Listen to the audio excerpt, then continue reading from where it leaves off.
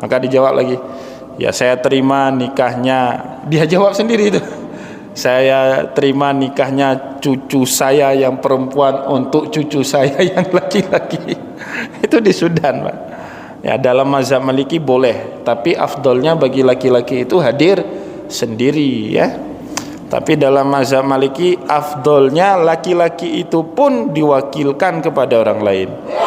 Ya, saya nggak bisa bayangkan lah Bapak Ibu kalau di Aceh ini bermazhab Maliki, misalnya saya wakilkan, saya mau nikah, wakil saya itu misalnya Ustadz Wardian, ternyata calon istri saya yang kedua ini cantiknya luar biasa, nanti saya terima untuk saya.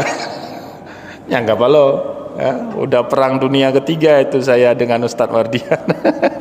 Dia bukan nerimanya untuk saya, tapi saya terima nikahnya anak bapak buat saya, kata saya. Ya,